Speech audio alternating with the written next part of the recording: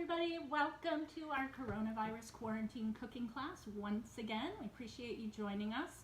I really want to say thank you to our amazing community. We have been busier than we ever thought we would be during this time, and it really means a lot to us.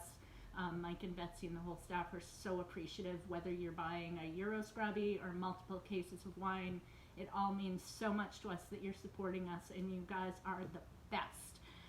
Also want to mention that we have been posting on the website pictures of select products that you can buy through the website for curbside pickup only.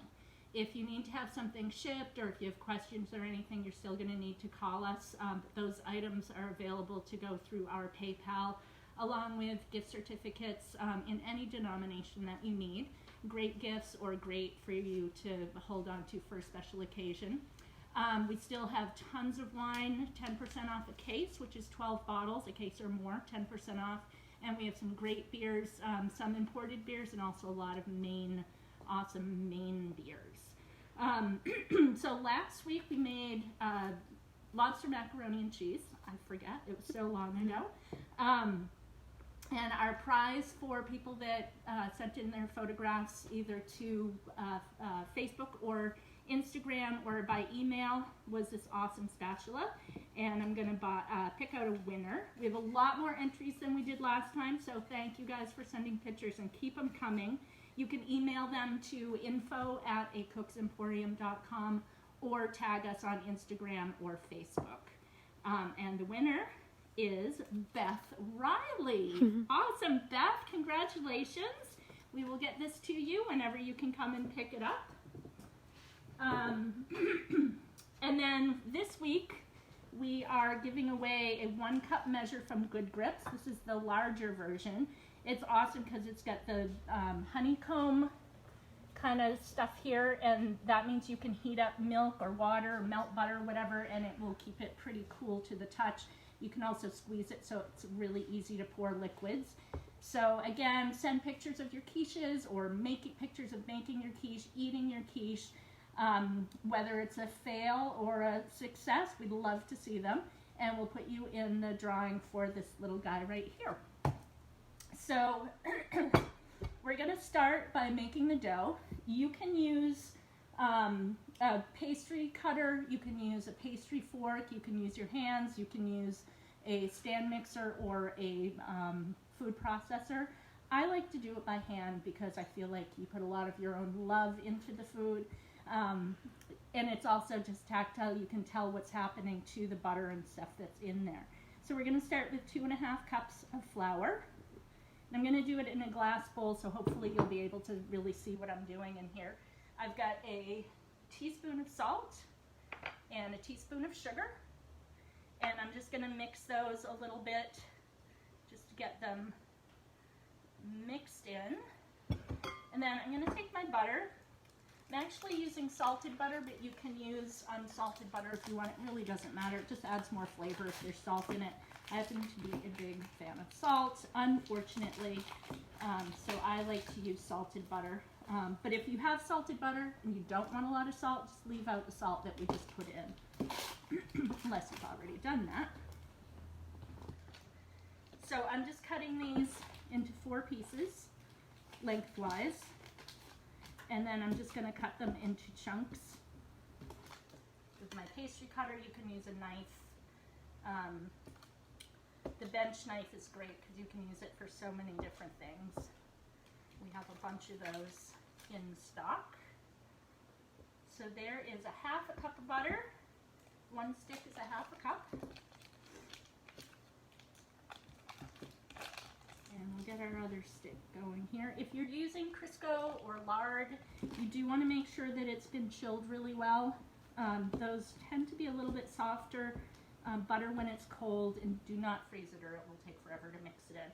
But butter when it's cold is pretty hard, and that's what you want because you don't want it to really melt into the flour. You want them to sort of commingle, if you will.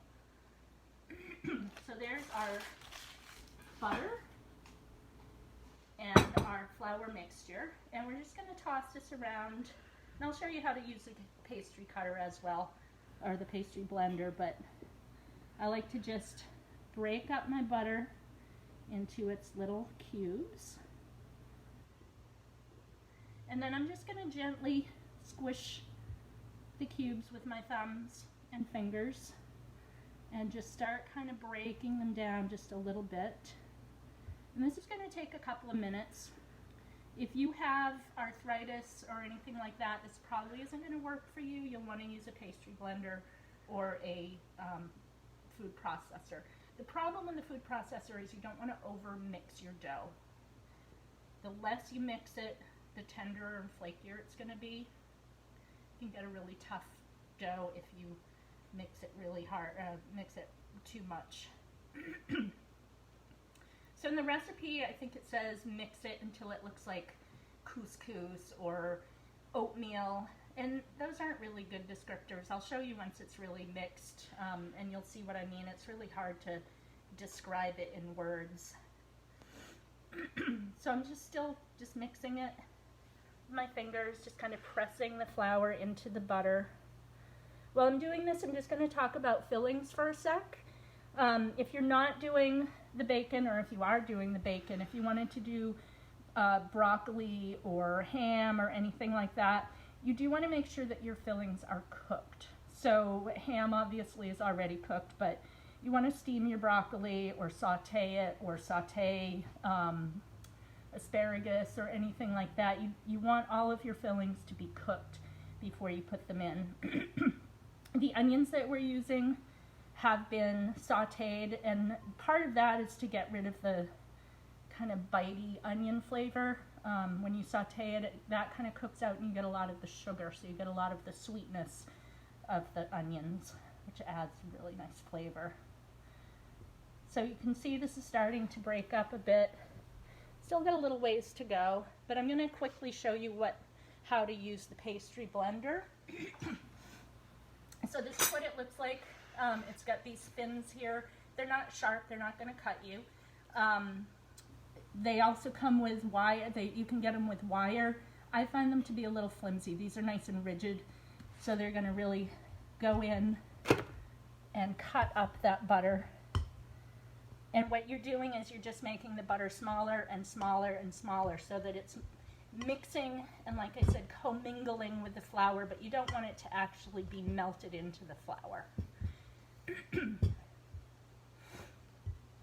If you tend to have really warm hands, that's another reason why you would want to use a pastry blender, because if you're very warm-blooded, you can melt the butter before you're done actually mixing it.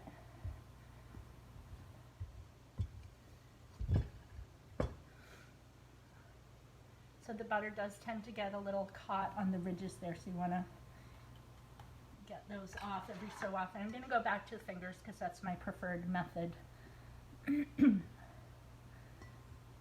But the blender works really well. You can also get pastry fork to use. And we're just mixing and mixing. As far as the cheeses, you can put so many different cheeses in. As long as they're kind of melty cheeses, they'll be perfect. Goat cheese is really wonderful in quiche if you like goat cheese.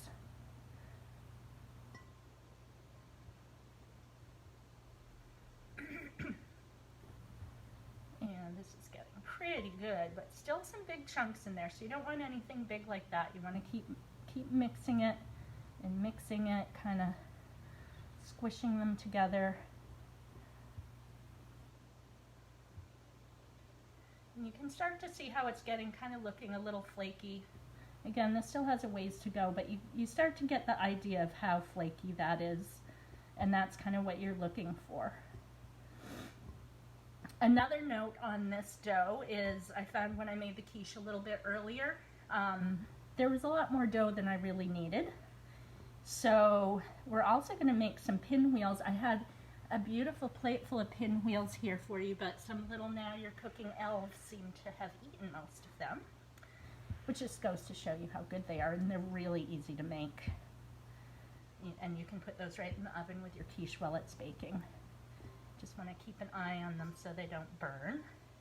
So we're getting really close here. You can see how there's still a couple of bigger pieces of butter, so you want to find those. It's another reason why it's nice to do with your fingers, because you can feel where the lumps are But this is really starting to look good.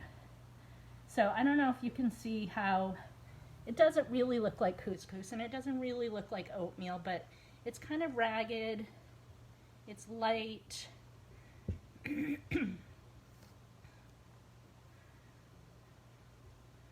I'm going to call that pretty good. Let me just get a couple of last little bits of butter. And if you do not, if you're afraid of making pie dough, if you think it's scary to make, by all means, there's some great ones that you can get from the store. They're going to have some preservatives probably, but they taste really good, whether it's a store brand or Pillsbury, and I'm sure there's some other ones out there that you can use. But a homemade pie crust, there's nothing like it. And the more that you try to make it, if you're uncomfortable with it, the more you work at it, the better you'll get at it. So I say everybody should make pies and quiches at least once a day until you've perfected it. So that is what we want it to look like. So there's little clumps, but it's pretty soft. And we're gonna add our liquid. So I have some ice cold water, and I have some vinegar. You can use vinegar or lemon juice, and what this is gonna do is add to the flakiness as it bakes. Don't ask me the chemical reason for it, it just works, so we just go with it. I have a tendency, for no particular reason, to use vinegar if I'm doing a savory, like a quiche or a tart, and I use lemon juice if I'm doing something sweet.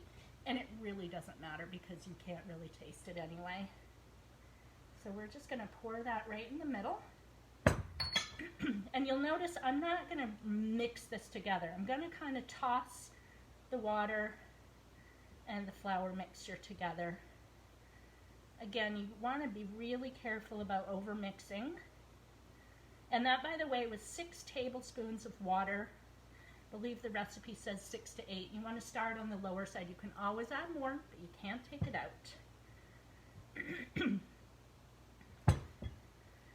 And then as it starts mixing, then you can use a little bit more pressure. And I'm going to pour this right out onto my mat here now.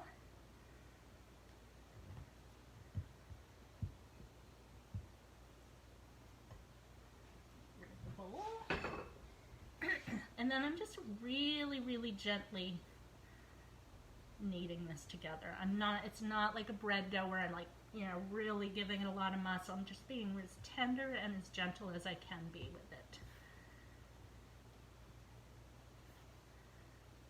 And just get all the little bits and pieces mixed in.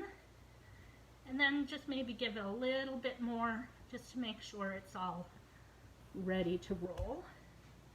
And I'm going to put this into the fridge just for a couple of minutes. If you are making your dough earlier in the day, you're going to want to wrap it tightly, put it in a Ziploc bag or wrap it tightly in plastic wrap because you don't want it to dry out. You're also going to want to take it out of the fridge before you're going to want to start rolling it because it's going to be really hard if it stays in the fridge for too long. So I'll be right back. So we're just letting the butter kind of harden up a little bit again. And again, it's not going to be very long that it's in there. Meanwhile, we're going to mix up our custard mix. So we have 3 eggs. Doesn't matter if they're large or extra large. Maybe not small. Might not give you enough oomph. But 3 large or extra large eggs.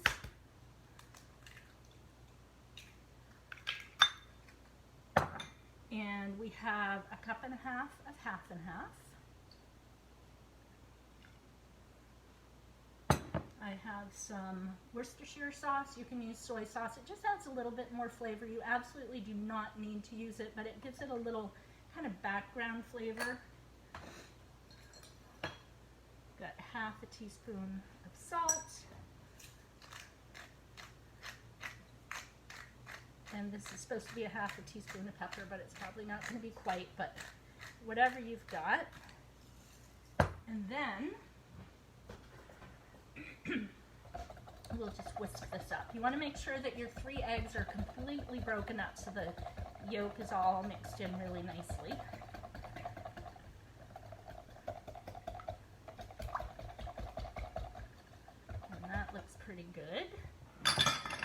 dirty dishes here. All right, so we're going to pretend that our dough was in the fridge for more than 30 seconds. But even 5 minutes will help it keep its shape a little bit better. And we're going to put just a tiny bit of flour. One of the reasons that I really like these silicone mats is that you don't have to add a lot of flour. The more flour you add, the more flour the more flour you use to roll out, you're actually adding that flour to your dough, which is going to change the dough. And this is such a nice dough that we definitely don't want to do that.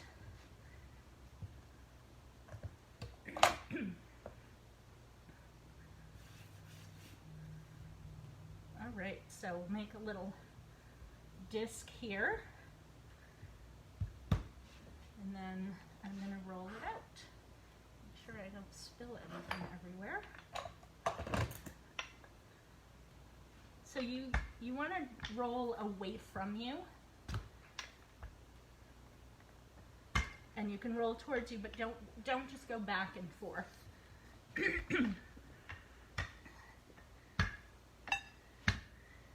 And you can kind of do it in quarter turns. Put a little tiny bit more flour in here. Sticky.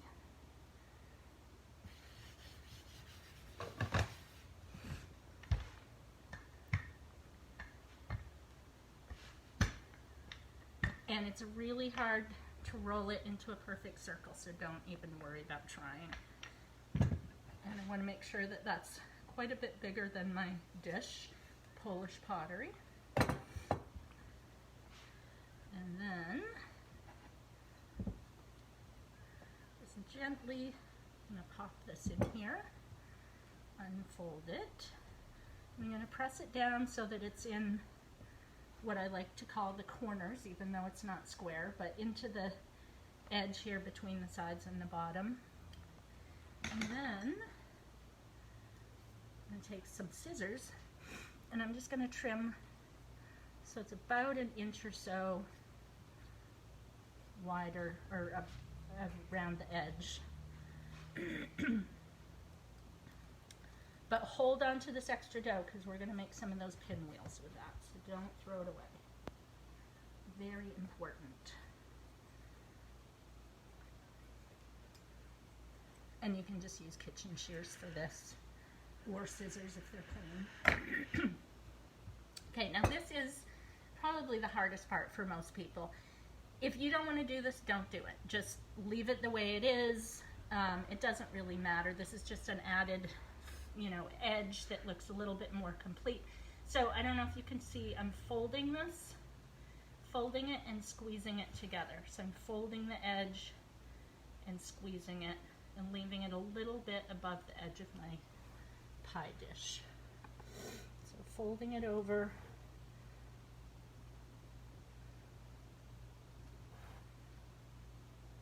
And it's a little thick, probably thicker than we need it to be, but it's going to be so delicious. And again, it doesn't matter what it looks like, it matters what it tastes like, and we know it's going to be good. Okay, so I'm just going to kind of finish that, make sure it's all nicely squozen. Now here's how you make your nice crimps. Your knuckle of your forefinger, and then your thumb and your forefinger of your other hand, and just squeeze together. There are a lot of ways to do this, but I find this to be the easiest. And you usually end up with a really nice even crust.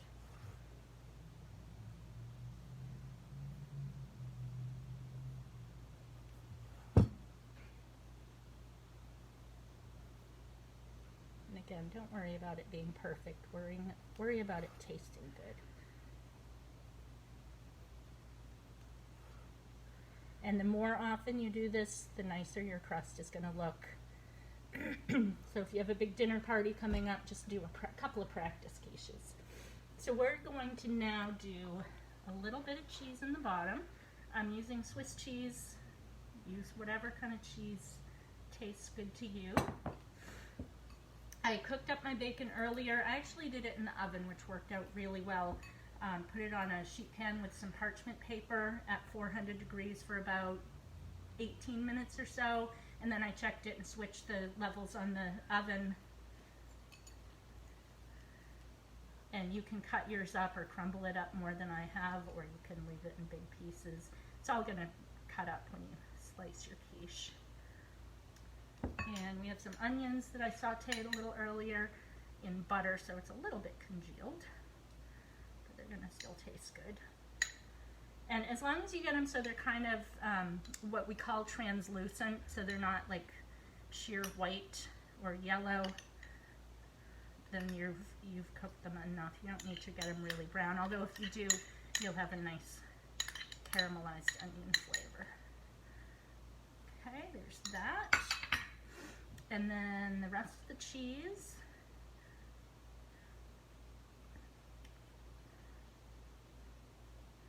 It's going to be good. And now for our filling.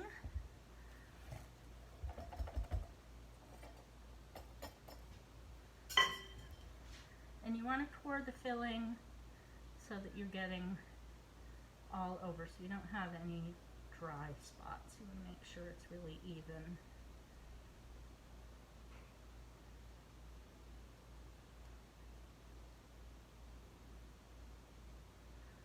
Okay, and that's going to puff up a little bit when it cooks. And then we have fresh parsley. And that, my friends, is a quiche. And I'm going to pop this in the oven in the middle, sort of near the middle of the rack, like that. And we have one that we pulled out earlier. I'm going to show you the pinwheels in just a sec. But this is a quiche that I made earlier. As you can see, the dish was a little bigger than I needed for this amount of filling, so some of the crust kind of fell in a little bit. Some people like to blind bake their crust, which means you cook it without anything in it. I never do that. Sometimes the bottom of my crust is a little bit soggy, but it usually works out really well. So, but that is another way of doing it, is blind baking. Let me just cut into this and we can see what it looks like.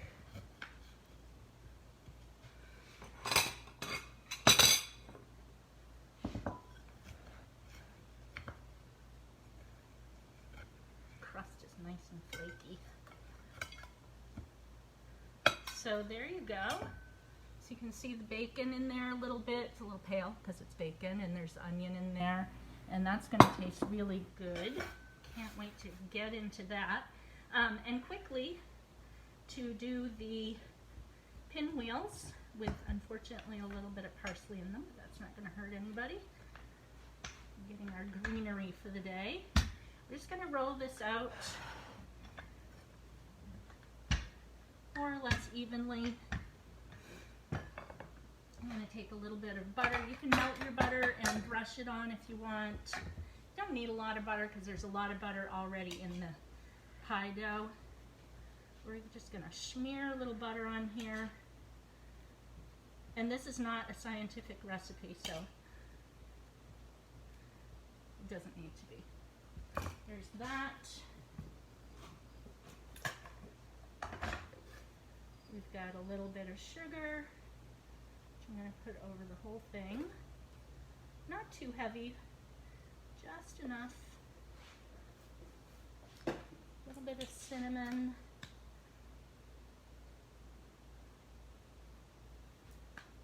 And then we're going to roll this up. And again, this is just for fun, so it does not need to be perfect.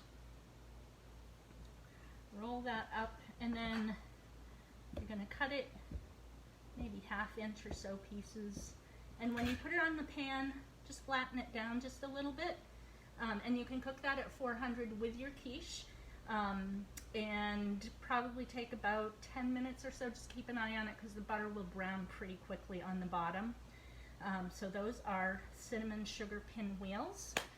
Once again, our giveaway this week, if you send in a picture, link to us on Instagram or Facebook, or send a photograph to info@acooksemporium.com to enter to win that guide.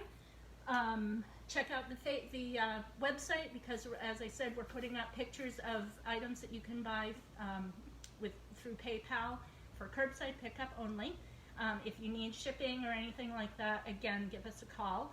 And again, thank you everybody so much for your support during this time. We really, really appreciate it. Bon appetit.